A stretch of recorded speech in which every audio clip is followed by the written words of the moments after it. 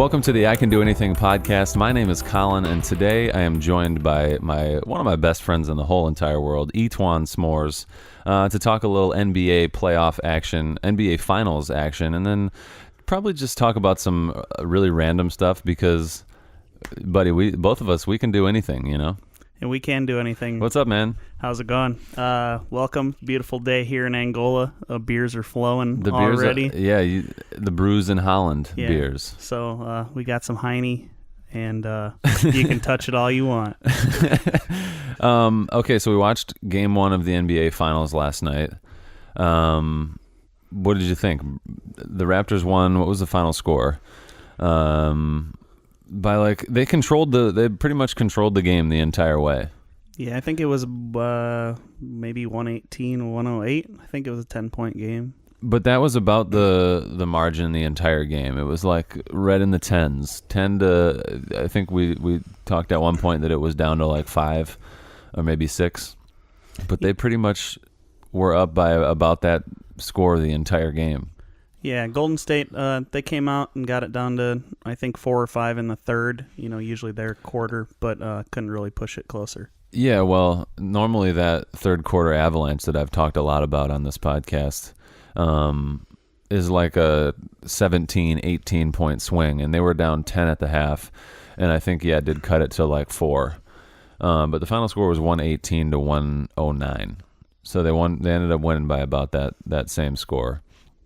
Curry led all scorers with 34 points, had 5 rebounds, 5 assists, was 8 of 18, 44% from the field, 14 of 14 from the free throw line, which isn't, it's impressive, but it's not really all that surprising for Curry, who's a great free throw shooter. 4 of 9 from 3, 44% from 3. They didn't get much off the bench like they normally do. I think that the strength in numbers, a little slogan from the Warriors, is kind of like what this team was built on, 4 years ago when they, was that 4 years ago now that they won 70 some odd games and broke the Bulls record? It was 3 years ago, 4 years ago. Is it 3? Was it? I don't know. The year before Durant came there? He's been there 2 years. It was the year before Durant came there when the Cavs beat him down 3-1. I think that was 2016. So 3 years ago. But that strength in numbers motto was kind of like a big part of that team. And I think the Raptors might be deeper than they are now. They really did. Like I said, they didn't get a ton off the bench. They got 9 from Looney, who comes in and does a lot of stuff other than scoring for them. McKinney had 6 off the bench. Livingston had 6. Cousins played 8 minutes. What did you say he was going to play? 15? I thought maybe 15 to 20. But didn't really have, I don't know, he had 3 points, 2 assists, 2 steals, 3 of his 4 points. All 3 of his points were at the free throw line. So he was 3 of 4 from the free throw line. Quinn Cook had 6 points off the bench. Jerebko, I guess that is pretty deep. They played 1, 2, come on. They played 1, 2, 3, 4, 5, 6, 7, 8 guys off the bench. Is that their whole? No. What? 1, 2, 3, 4, 5, 6, 7 guys off the bench out of 8 available off the bench. Bogut didn't play at all. That would kind of suck to be Bogut. He was starting at one point, and now with Cousins back in the rotation, he just didn't play at all. Yeah, having a bad time. I thought that he would get Do you think he'll get minutes throughout the series with Gasol?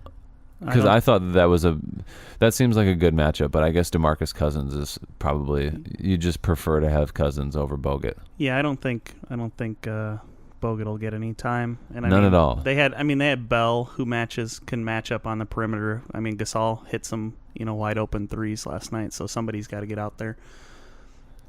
It seems like they're going to let him shoot that 3 though. Yeah, they gave him 20 points, which was a little unexpected for me for Toronto. So on the other end of the ball, Gasol had 20. Siakam was amazing last night, had 32. Leonard had 23. Van Vliet had 15 off the bench. They only played 1, 2, 3, 4 guys off of their bench, although Van Vliet played 33 minutes. Yeah, I guess I probably wouldn't have. If the Raptors are going to win this series, they probably need 20-ish from Gasol. If he averages 15 in the series, I think they have a good shot. As long as other people like Siakam and Leonard are producing. Now, next game, maybe Leonard has 32 and Siakam has 23. That's still fine. We were talking at the beginning of the game who we thought Kawhi was going to guard a lot, and he started off on Iguodala. I guess I didn't really pay attention throughout the game. The Warriors' offense is so fluid, though. There's a lot of it changes up throughout a game. Like, just because their offense is so fluid, you almost have to switch a lot in there to guard the Warriors. But I didn't really pay attention to who Kawhi was guarding throughout the game. Was he on Clay towards the end of the game? I don't remember. No, I think he was still on Iguodala most of the game. I don't remember too much where he was matched up with Clay. I mean, Clay had, 21? I mean, I don't know. It seemed like a pretty quiet 21. He wasn't splashing it was definitely threes a in a quiet row. 21. And, yeah. Kawhi's 20, whatever, were pretty quiet, too. I mean, half of those were from the free throw line. The funny thing about this series so far is that, I mean, rightly so, the Raptors, have never been to a finals before, and that city and that even the whole country is very fucking excited, I would assume, after winning game 1 against the Warriors. But like, thus far, they've just won the first home game, which is what you're supposed to do anyways. Right. Yeah. I mean, I think they definitely had the momentum. I think the layoff did hurt the Warriors a little bit, just not being fresh, and they That's just true. I didn't looked think a about little that. Not crisp coming out. Not warrior-y. Yeah. The movement was, I thought it was a little slow. Curry wasn't getting some of those. Even though he had 34 points, it didn't seem like as many were easy as he usually gets. Yeah, it didn't seem like an onslaught of points like it seems to happen a lot with him and Clay. They were both, Curry had a quiet 34, which is funny to say out loud, but it was a very quiet 34. Let's see. Who else on Toronto? I mean, like I said, I don't think game 2 or you're going to get 20 from Gasol every game. I don't think you're not going to get, 32 from Siakam, and he was, 85% from the field. He was like 13 of 15 that's right. or 15 of 19 or something crazy like that. But, that length is what was helping him out. I mean, he had a lot of drives on Draymond, who's obviously an elite defender, but that extra... That's an interesting matchup with Draymond and Siakam. Yeah, arm length was getting him some of those layups at the rim. Even though they were tough, contested, he was getting those to fall. Again, Lowry, I mean, I think he had a decent game, but he's going to have to score more than 7 points if they're going to want to win the series. He did have a good game for only 7 points. He also had 9 assists, 6 rebounds, and he's pretty notoriously a good rebounding guard. Steph Curry is actually probably an underrated rebounding guard, but I don't know what he did in rebounds last night. 5 rebounds. So, yeah, Lowry's going to have to be better if they're going to, because like you said, they're not going to get 32. Game 1 was Pascal Siakam's best game of the series, more than likely. He could have another 30-point game and affect the game just as much as he did defensively. That matchup with Draymond will be a pretty interesting one throughout. Did you see after the game, as Draymond was leaving, the interaction with Drake? I think Drake that was stupid of Drake. I'm sure that he said something to Draymond as he walked by, which made Draymond stop and get in his face. Draymond seems like the wrong guy to give a little extra motive to beat your team. Yeah, I mean, I think he told him he was trash, I think was basically what Drake had said to Draymond. But yeah, I mean, was the social networks, were they buzzing about that? Yeah, I think that was kind of what he said. But for Drake to be saying that to an all-star player, yeah, he didn't score. Drake didn't score any points in the game. So no, he definitely didn't. Draymond, I mean, still triple-double, 10-10-10. Also played the most minutes, tied with Curry with 40 minutes. So, he gave good effort. Like I said, Siakam had a hell of a game last night, so I don't see Draymond taking that matchup lightly, game 2. We were talking during the game last night about about Steph Curry possibly being the best point guard, and we were looking at a bunch of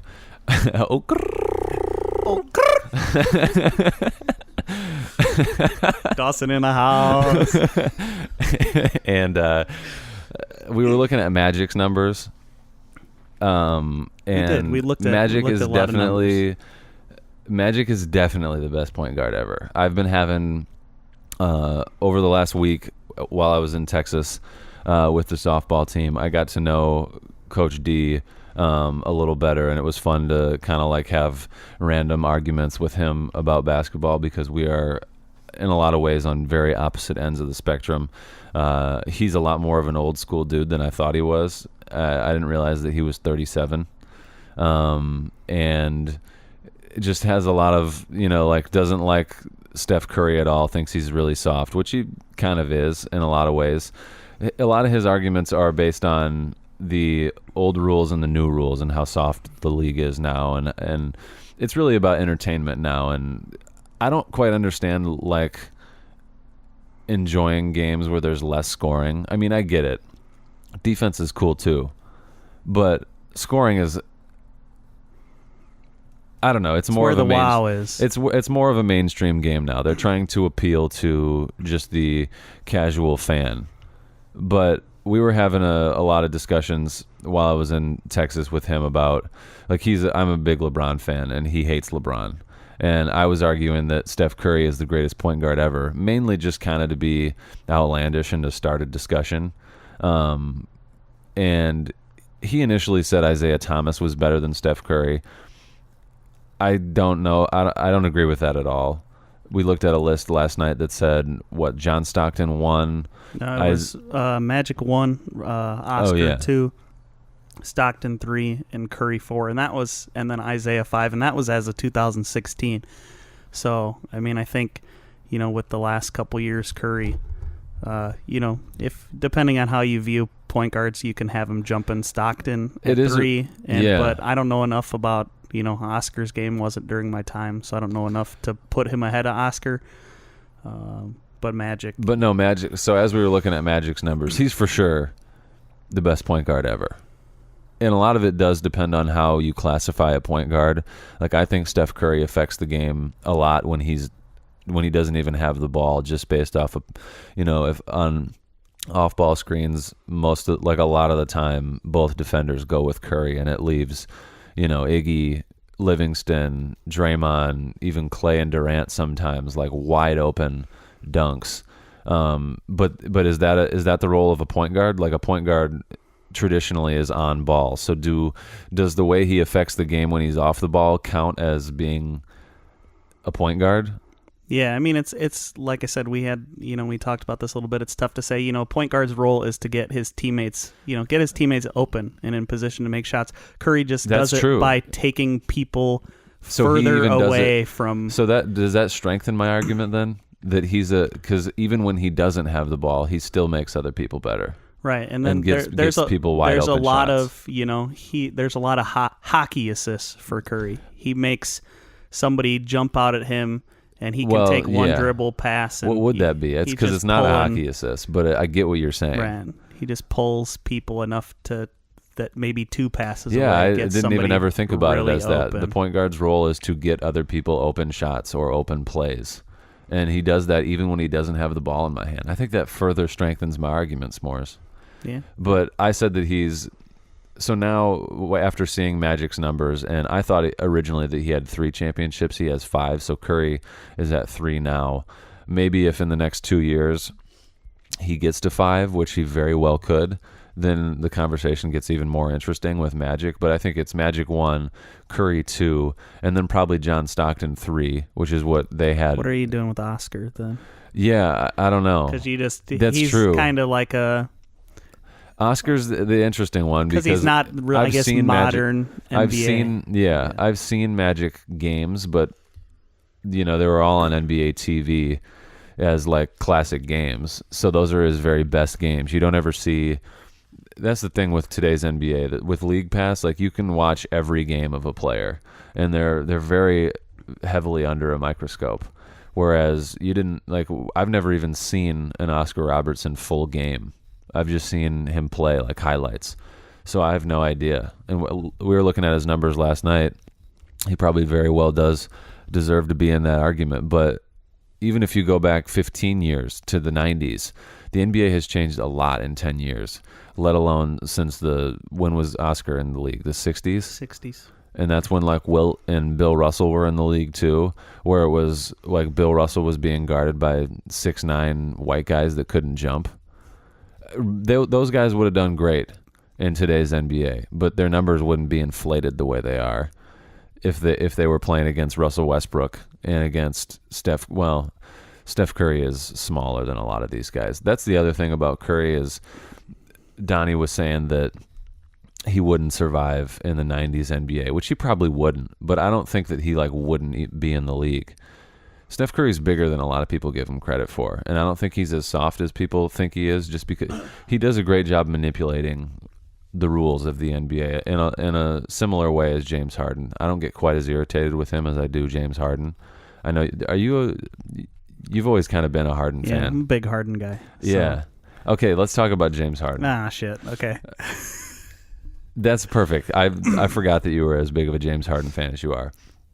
If you could start a team right now in the NBA, at what point would you take Harden?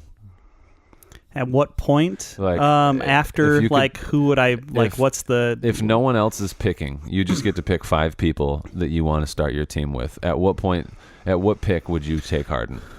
Right now, let's see. Would he be on your team? Is he in the top 5? I think he'd be probably 4 or 5. Okay. I think one, I'd probably pick Giannis just because he's 23 years old.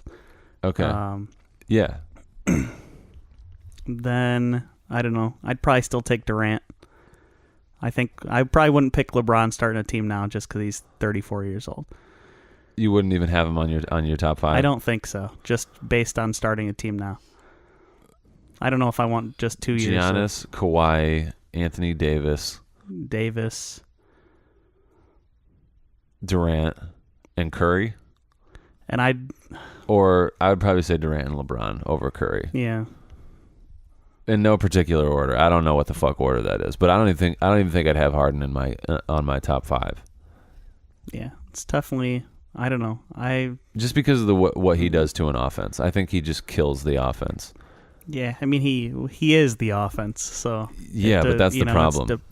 But I mean, he also, he was 2 years ago. He led the league in assists. So I mean, it's just a different way of getting people open. I mean, he has to have the ball to get people open. He's a more, I guess, I think the numbers are inflated, but it doesn't equal wins. Right, clearly. Although they win a lot of games in the regular season. Right, in the regular season, they win a lot of games.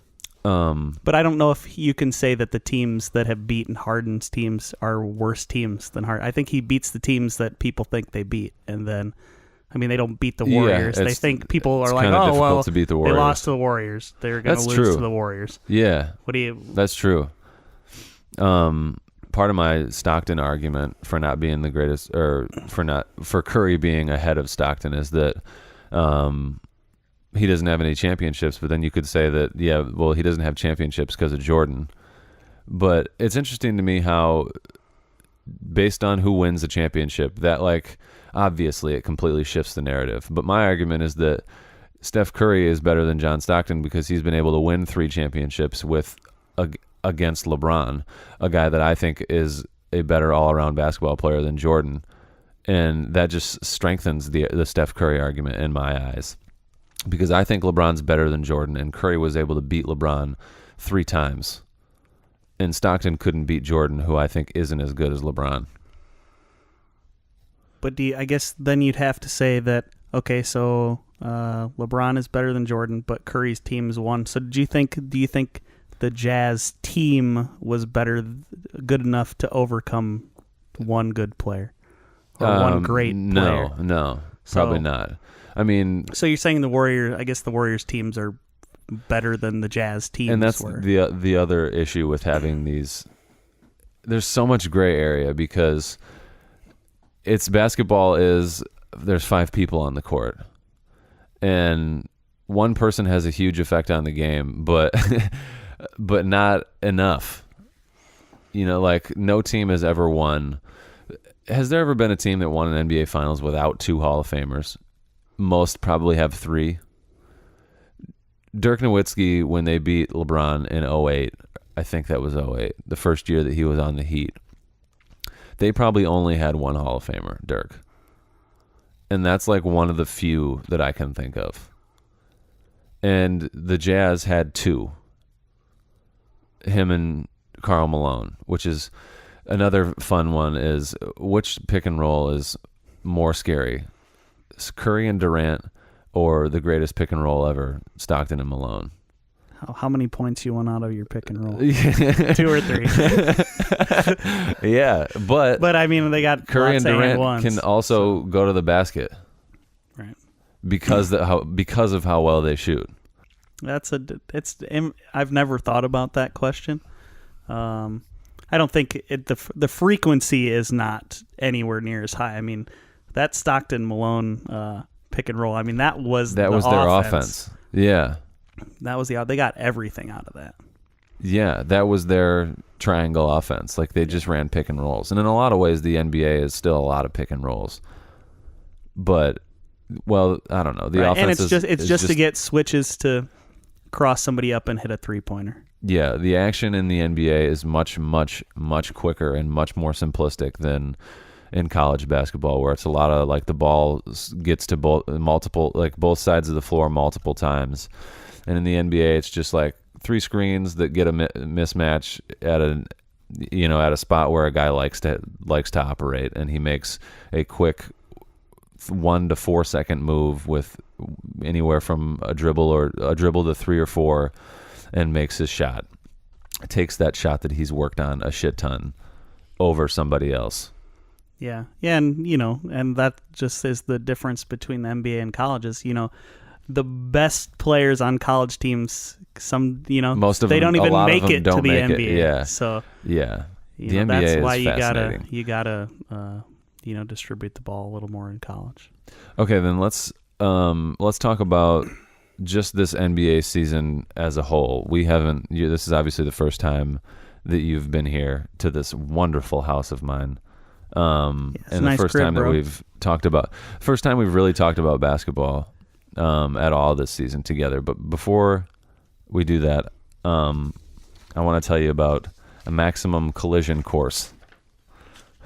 Do you and your friends love to break shit and be reckless? I know myself personally, I'm not much of a destructive type. I do, however, have a number of friends who have the tendency to be a little destructive, especially when they've been drinking. Would you consider yourself one of those friends of mine? Absolutely. If you like to cause a ruckus, then Maximum Collision Course is a really cool place that I think you'll enjoy. Maximum Collision Course is an all-in-one Noxious enclosure that features all kinds of opportunities to let out your frustrations. Activities include a race course with a selection of go-karts with special ruinous attachments on a track that includes a number of obstacles that will leave you and the competition in complete disarray. It also has arcade games designed with cutthroat intentions in mind.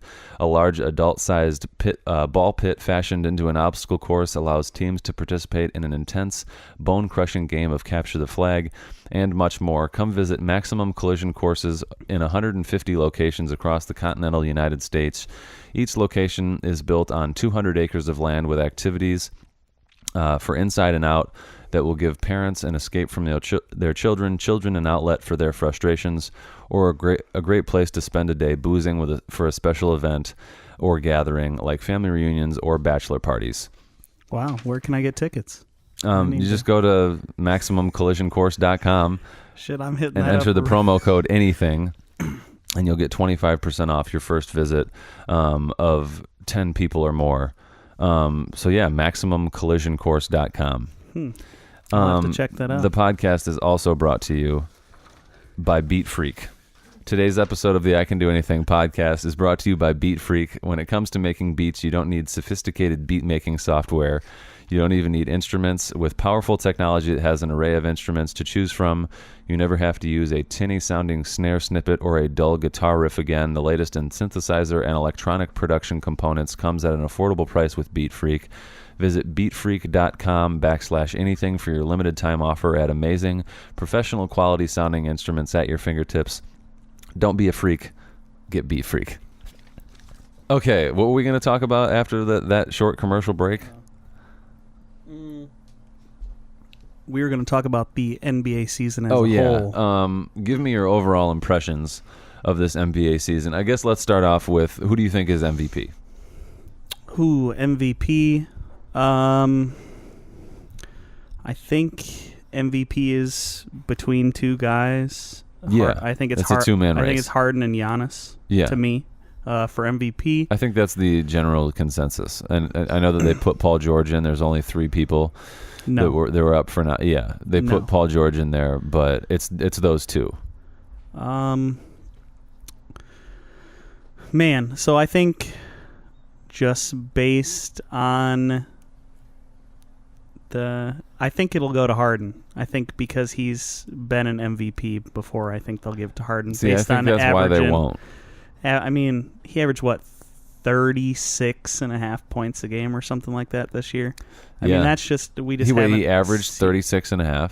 I want to say he averaged something like that. Let me take a quick look on the Google machine. The Google machine, yeah. And, see, I think that because he's won one in the past, that he won't.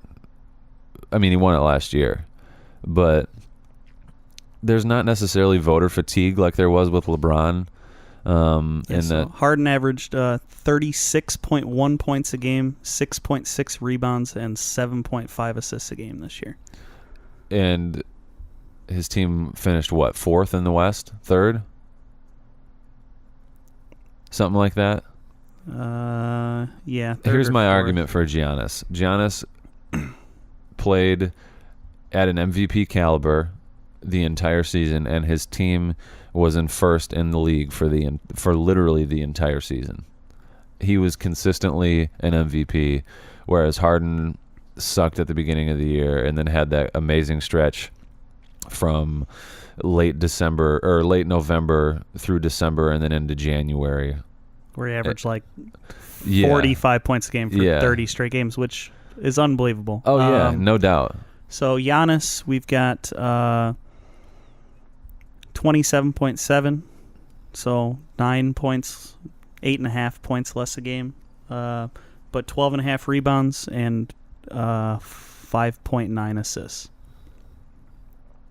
Yeah, the numbers aren't. How many points per game? 27.7. Yeah. Versus 36.1. 36.1 for the entire season. Yeah, it's a crazy number. It is. It definitely is. Now to me it seems closer. I thought going into this conversation that it's Giannis by a long shot. Yeah, I mean, I think it's obviously their game is. It could go to either different. of them. It could go to either one. Like either one at this point, I'd be okay with. Harden, the game is about putting the ball in the basket. So obviously points are the most important of the MVP statistics, and 36.1 is a crazy number. Yeah. That is not what I thought it was. I thought it was like 30, but even 30 is crazy. 32 is even pretty wild, but 36 is that's a lot of points for a season.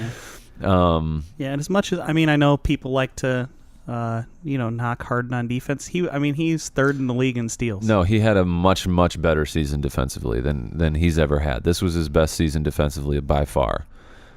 I do an MVP matrix on this show where I accumulate a number of different of statistical categories and rank players that I believe are MVP candidates throughout the season. And he always finished either one or two, him and Paul George, in steals. Now, stealing is important, right? But it's not necessarily entirely defense. Yeah. A lot of his steals come Well, I don't know. I mean, there are a lot off the ball. A lot of them are off the somebody's ball. driving, you come in, and Yeah. or you pick somebody from You behind. pick somebody, or, pick a pass off, or but you got to put yourself in position to do those things. Yeah. So he definitely had a better defensive year than he's ever had. But I don't think he's as good of a defender as Giannis. No, I mean, with Giannis's length and size, you can't. I mean, it's hard to compare the two. To me, defensively. Yeah. They played very different positions. Although Giannis, well, maybe Harden guards more positions than Giannis because he's probably not guarding any. He probably guards threes. I guess he guards 3 through 5, and then he could switch onto a pick and roll fine. But he doesn't like traditionally guard, like your more traditional point guard. He probably guarded Simmons. I think he guarded Simmons in that 76ers series and any time they played them throughout the regular season. But Simmons isn't really a point guard. What do you think will happen with Simmons? What do I think will happen with him? There's been a lot of talk since they lost as like what the 76ers should do with either Embiid or Simmons. One of them has to go. You think so? Mm-hmm. I think it will be Simmons, but I think it should be Simmons.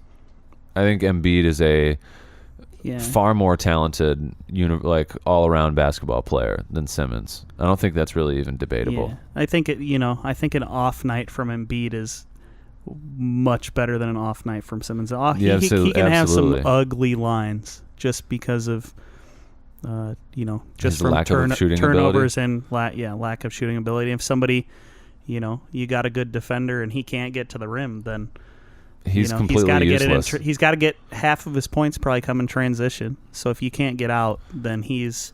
It's amazing how Giannis has been essentially with the same game. Giannis is a far better three-point shooter than Simmons, but still not a very good three-point shooter.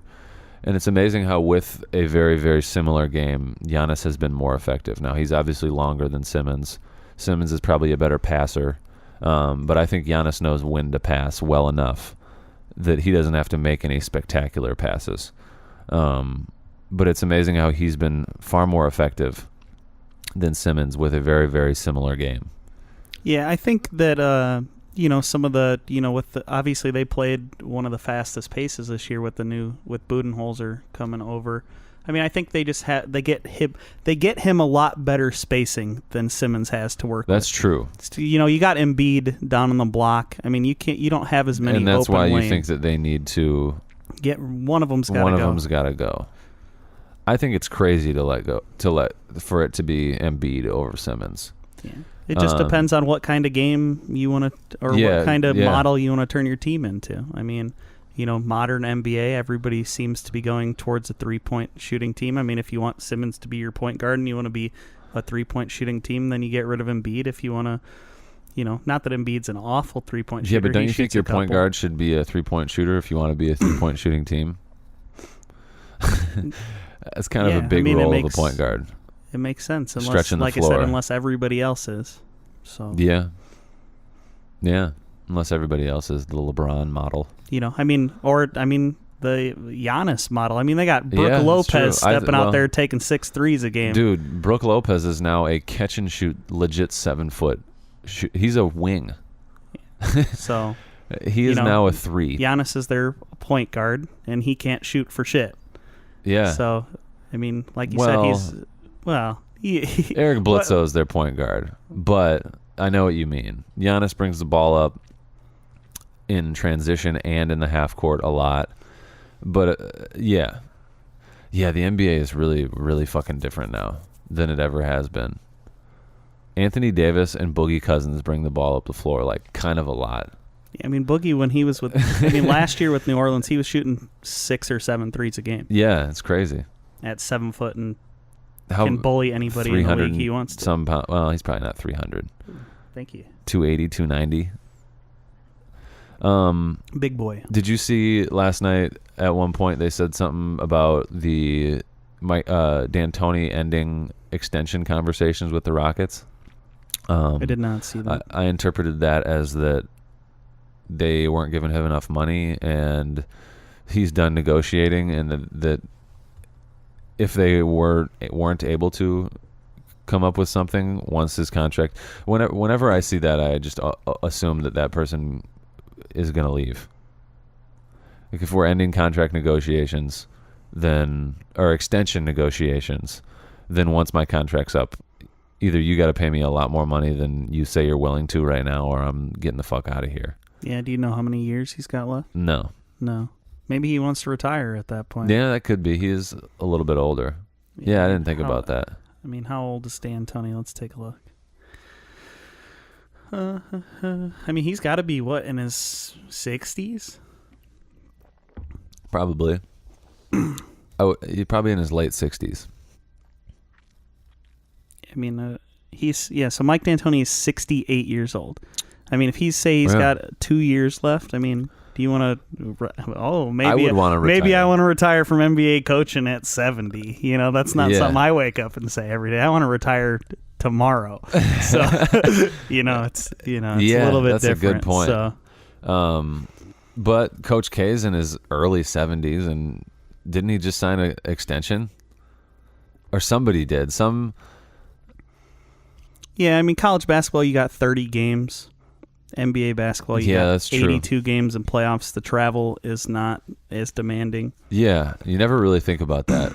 Even the guys that aren't playing in the game still have to get in and out of a plane like a lot throughout a an 8 month period. Yeah, I mean sometimes they've got back-to-backs on, you got to go from Denver tonight and Portland 12 tomorrow. hours tomorrow you're playing in Boston. Yeah, it's less of that. It's right. less cross they've country. Worked on that, but there's still, some you ain't got college kids. They got a few days, 3-4 days, 5 days to get ready for a game.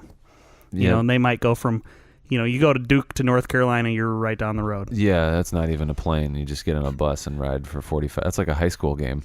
I got 15 colleges in Virginia, and, they all might play each other once or twice a year. That's true. I don't have, besides some of the California teams and, Clippers, Lakers, whatever, you got to go hours to get to your games. You're not going. Yeah, that's true. I guess what is Golden State to LA is like they probably fly. Yeah. Still. 12 minutes. In a flight, probably. No, I'm over-exaggerating. It's probably 45 minutes on a plane. It's quick. Yeah. Fuck, I was just going to bring up something else, and now I don't remember what it was.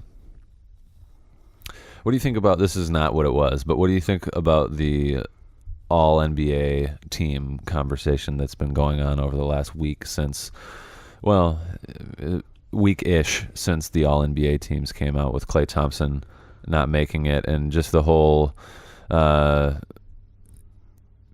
salaries revolving around the all NBA teams? I actually don't know much about the teams. I know that Klay somebody said, I don't remember who got picked over Klay, and they didn't think he was the best. Kemba was in the third team. Kemba had a hell of a year. Irving was in the second team. LeBron was in the third team, and there's a pretty good argument that maybe LeBron shouldn't have been all NBA, but probably just got third team just based on reputation, because he did miss a lot of time, and when he came back, he wasn't. I mean, he wasn't the greatest because they were pretty much out of it, and then he just didn't play like a majority of the end of the year. He was like 23, 7-7 because he was, which is still, yeah, but. No, I get it. He's wasn't the LeBron that he was before. Kemba did have a great year. Kemba did have a great year. And part of the voting is a player on a good team contributing to that team being good. And part of the voting is a really great player on a bad team that has that bad team in, not playoff contention, but did the Hornets go to the playoffs? I feel like they did. I think they did. No, they didn't. I don't think they did. No, they definitely didn't. Or did they play in the first round? I don't know. The first round seems like it was a really long time ago that I'm thinking about it. Brains don't work as well as they did. No. Something tells me they didn't. No, they were 9th in the East. So, yeah, not even on a playoff team, but still had a great year. I mean, Kemba's going to get, now he's going to get a Supermax now that he was on the All NBA team, he gets the Supermax and Clay doesn't. That's just because of the All NBA team, or he was going to get one anyway? The All NBA team determines whether or not you can get a Supermax. You have to make one of the 3 All NBA teams in order to get the Supermax, and that's what people are talking about so much. Stupid. Yeah, I didn't know that was the case. In order to get a Supermax, you have to be there's a number of criteria, but you have to be on an All NBA team. I think you have to have had some sort of no, maybe not.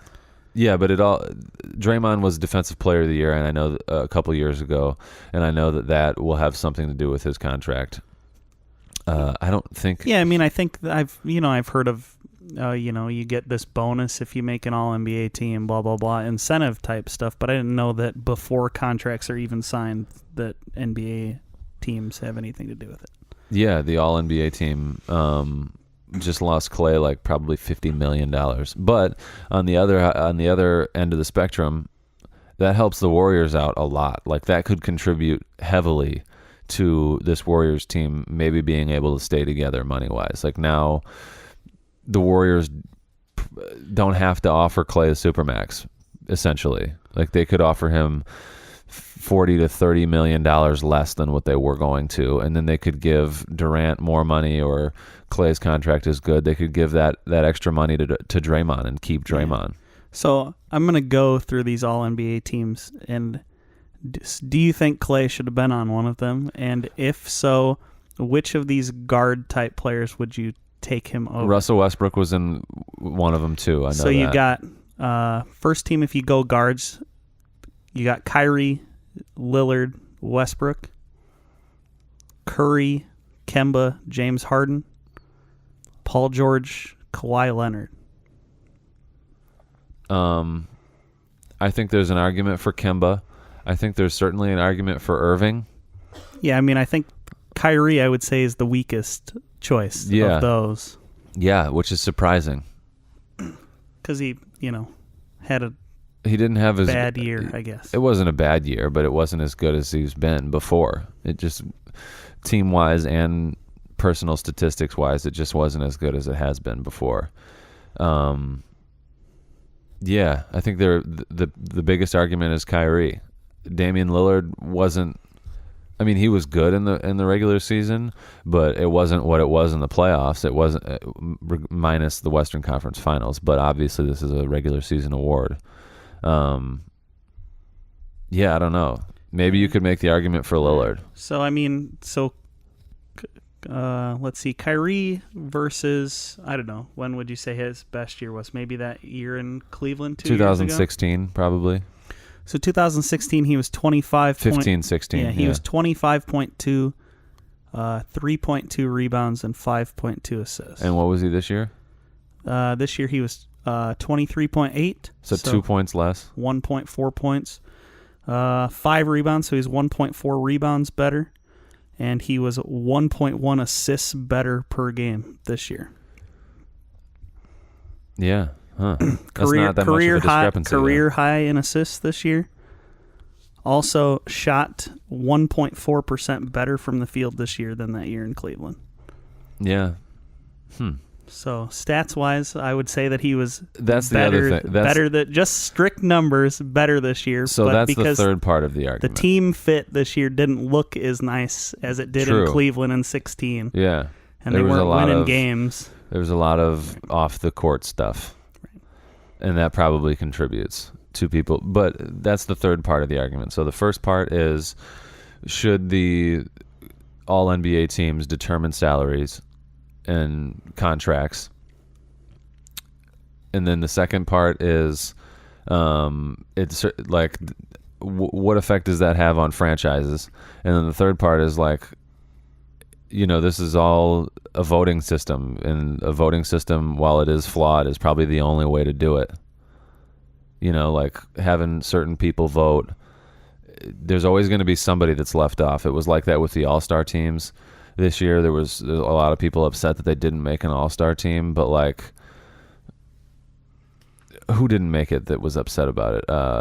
Rudy Gobert and the Timberwolves. He made an All-NBA team, so he's in the top 15 players, but Yeah. he can't make an all-star team, which is the top 30 players. But he probably had a better second half of the season than he did first half of the season, because Utah wasn't the greatest in the first half of the season, and then they surged. They were like, at one point, they were like 13th in the West at the beginning of the season. The first half, he was out, right? He missed some games. I think so, but they had a really tough schedule at the beginning of the season, and then they surged and were like, what, the 4 seed or the 5 seed in the West? What I think one below the Rockets. 5. They were, I think, 5. It was 4 and 5. So yeah, I think he definitely had a better second half of the season. But yeah, the voting system is gonna there's always gonna be people left out. So maybe that's just how it happened this year, and it'll motivate Clay to play better next year. And it sucks for him that it won't. You know, if he has a much better season next year and finishes second all NBA, but it doesn't have an effect on his contract because he's already signed one. Yeah, I mean it is tough, like you said. If you look just stats wise, I mean, every one of those players is better numbers wise than Clay is. Yeah, but and that's probably why it doesn't they're there. take defense probably into account. Just because Clay doesn't lead the league in steals doesn't mean he's not making more impact on the game. More than any. Damian of those Lillard guys. couldn't guard Steph Curry's shadow in the playoffs. Yeah, absolutely. He really couldn't. So, Yeah, Steph's better, or Clay's better defensively than all those guards. Right. Except Kawhi. Okay, Kawhi, and maybe Paul there's an George. argument for Russell Westbrook. And Paul George. I wouldn't argue Russell. He's better defense than Russell Westbrook. Paul George and Kawhi, right. and then Clay, and then Russ. Probably. Right. Of those, I guess, of the players that made the All-NBA teams. The guards, or any 3 and down. Kind of close to guards. 3 and up, depending on which way you're looking at it. Whatever. Definitely better than Lillard. Definitely better than Kyrie. Definitely better than Kemba. Yes. Defensively. But those are the only 3 left, I think. Yeah, that would make sense. Did we make a prediction last night before the game? I don't remember. What do you think this Who's series? gonna win? Yeah, the finals. I said Warriors in 6. And that's what I said, I think. Yeah, you said that. I mean, it's the safest bet, I think. Warriors in 6 is like pretty much the safest thing that you could say. I mean, Golden State's not going to play. I don't think they'll play a first half that bad the rest of the series. I mean, they shot under, I think, 40% in the first half. I don't think you're getting like I said, here's Siakam's stats are on the TV right now. 32 on 14 of 17 from the field.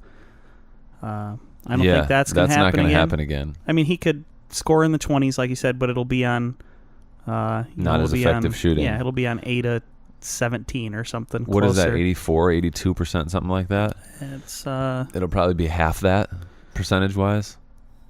Yeah, 14 of 17. In the high 40s, maybe, even if it's in the low 50s. Yeah, I mean, I'd have to see what. So that's 82.4% from. Yeah, so half that, maybe a little higher than half that. I'm sure he's probably, he's not a big jump shooter or 3-point shooter, so I'm sure on the season he's probably close to a 50% shooter. If I had to guess, I have no idea. So say if that was 8 out of 17, you're 46, 47%. That's probably more reasonable, and that's 20 points and not 32. But yeah, Warriors in 6 is the safest fucking thing. Mm-hmm. I think it's a success for the Raptors if they win 2 games. Yeah, just making it to the finals for the first time. If they win 2 games, that city is going to be happy as fuck. Yeah, I mean, obviously, if Toronto wins Game 1 and 2, I mean, that's definitely that puts a changes lot of things pressure a lot. on Golden State. But I don't, like I said, I know that when I looked yesterday that Kerr, when he said that Cousins was going to be active for last night, that Durant, it's a very high likelihood, I forget the words he actually used, that he would practice before Game 2. I don't know if, sometimes that means, yes, he's playing Game 2, but I don't know if he'll even make Game 2. In a video I watched yesterday during the day, he said that he wouldn't put him into a game in the NBA Finals having not practiced at all. So he's going to have to, which makes a lot of fucking sense, but he's not going to play unless he practices. I got something this morning that said that he might play in Game 3. Probable for Game 3, maybe, something like that. Draymond, not worried about Drake. Draymond Green doesn't consider his post-game interaction with Drake a scuffle. I wouldn't consider it one either. They're probably friends. They're probably friends. More than likely they're friends. Well, I can't find that notification, but I think that about wraps it up for us, bud. Do you think we covered it all? We probably didn't cover it all, but we covered enough of it. Some good NBA chats today. This episode of the I Can Do Anything podcast was brought to you also by Landscaped. Are there any homeowners out there? If you own a home, S'mores. I do. Proud owner of a home. Yes. In most cases, you know that you're going to have some yard work if you own a home. Landscaped is here to help. Landscaped takes pride in having the most extensive catalog of outdoor tools, appliances, furniture, lighting, materials, decor, power supplies, pool and spa, gardening, recreation, water and irrigation, accessories, and more. Visit our stores across the United States to receive help from our trained landscape architects, take classes and listen to seminars on a wide variety of topics and focus areas, including Gardening 101, Homeowners Construction Best Practices, Insect and Pest Control and Behavior, Creative Materials Concepts, Pool and Spa Maintenance, Fencing and Perimeter Design, Owning Your Space, and many more. Or visit us online at landscaped.com/anything to receive $10 off your first order of $50 or more, or $50 off your first order of $300 or more. That's landscaped.com/anything. A special savings for listeners of the I Can Do Anything podcast. That about wraps it up. S'mores, it was great to have you here in the Shady Side Studios. Yeah, Shady Side Studios, beautiful studio you have here. Thanks for having me. Maybe next time. Say hello to Scott Rogers for me. Ooh, I will say hello to Scott Rogers. Maybe next time we'll what? Take a trip up to Clarkston today, but talk about some non-NBA stuff as well. I know we pushed the time today with this NBA stuff, so we'll talk about some of them. There's no time restrictions here, but talk about some of that weird stuff. We are running out of. We're not running out of podcast time, but we're running out of time until I have to go to work time. Well. Yeah, that's the unfortunate part. Tough. What did you say? Some of the weird stuff I do, which sounds, no context for you guys. So good luck with thinking what you think I do today. Without question, you do some weird stuff, but it's all very fascinating and definitely worthy of an entire episode, more than likely. Mm-hmm.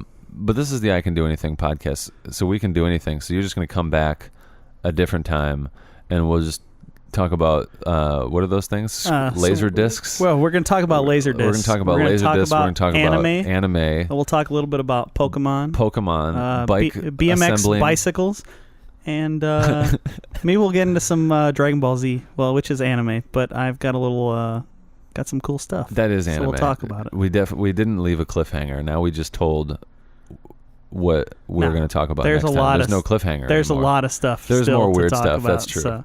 Okay. Just tip of the iceberg. Tip of the iceberg. Tip of the weird iceberg for Etwuan Smores. Peace.